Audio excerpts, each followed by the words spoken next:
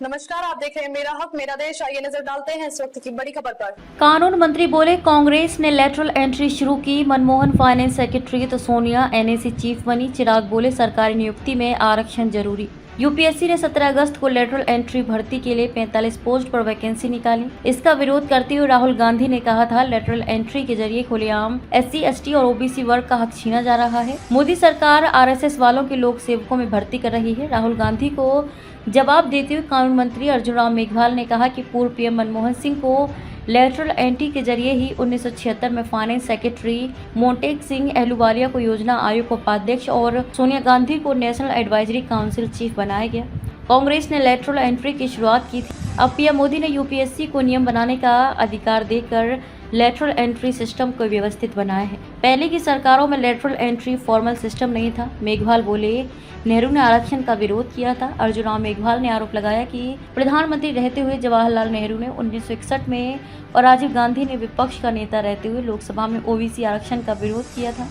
Lateral entry सभी के लिए खुली है, सभी वर्ग के लोग अप्लाई करते हैं। उनका दावा है कि हम आरक्षण खत्म कर रहे हैं। जब आप भर्ती कर रहे थे तो आप क्या कर रहे थे? कानून मंत्री मेघवाल ने कहा कि अचानक राहुल गांधी का ओबीसी के प्रति प्रेम सामने आ गया है। वे एससी, एसटी और ओबीसी छात्रों को गुमराह करने की कोशिश कर रहे हैं। राहुल गांधी झूठ फैलाकर लोगों को गुमराह कर रहे हैं, साथ ही यूपीएससी जैसी संस्थाओं की छवि खराब करने की कोशिश कर रहे हैं। चिराग पासवान ने कहा कि सरकारी नियुक्ति में आरक्षण होना चाहिए। केंद्रीय मंत्री चिराग पासवान ने भी लेटरल एंट्री भर्ती पर सवाल उठाया है। उन्होंने कहा कि सरकारी नियुक्ति में आरक्षण होना चाहिए, इसमें कोई किंतु परंतु ना हो। निजी क्षेत्र में आरक्षण नहीं है, सरकारी पदों पर इसे लागू नहीं करते हैं तो चिंता की बात है। साथ ही उन्होंने कहा कि सरकार और प्रधानमंत्री आरक्षण के समर्थन में है। लेटरल एंट्री के जरिए कुछ पदों पर सीधी भर्ती हो रही है जिसमें आरक्षण को ध्यान में नहीं रखा गया है। इसमें और मेरी पार्टी सहमत नहीं है, हम इसके पूरी तरह से खिलाफ हैं।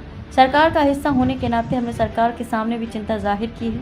आने वाले दिनों में भी हम इस पर मजबूती से आवाज उठाएंगे। राहुल ने कहा था एससी, एसटी और ओबीसी का हक छीना। यूपीएससी में भर्तियों के नोटिफिकेशन के बाद 18 अगस्त को राहुल गांधी ने एक्स पर लिखा था नरेंद्र मोदी संघ लोक सेवा आयोग की जगह राष्ट्रीय स्वयंसेवक संघ आरएसएस के जरिए लोक सेवकों की भर्ती कर संविधान पर हमला कर रहे हैं। लेटरल एंट्री के जरिए भर्ती कर खुलेआम एससी, एसटी और ओबीसी वर्ग का हक छीना जा रहा है। लेटरल एंट्री क्या है? लेटरल एंट्री का मतलब बिना एग्जाम के सीधी भर्ती से है। लेटरल एंट्री के जरिए केंद्र सरकार यूपीएससी के बड़े पदों पर प्राइवेट सेक्टर के एक्सपर्ट्स की सीधी भर्ती करती है। इसमें राजस्व, वित्त, आर्थिक, कृषि, शिक्षा जैसे सेक्टर्स में लंबे समय से काम कर रहे लोग शामिल होते हैं। सरकार के मंत्रालयों में जॉइंट सेक्रेटरी, डायरेक्टर्स और डेप्यूटी सेक्रेटरी की पोस्ट पर भर्ती लेटरल एंट्री से की जाती है। यूपीएससी में लेटरल एंट्री की शुरुआत साल 2018 में हुई थी। इसमें जॉइंट सेक्रेटरी लेवल को पोस्ट के लिए 6077 एप्लीकेशन आए।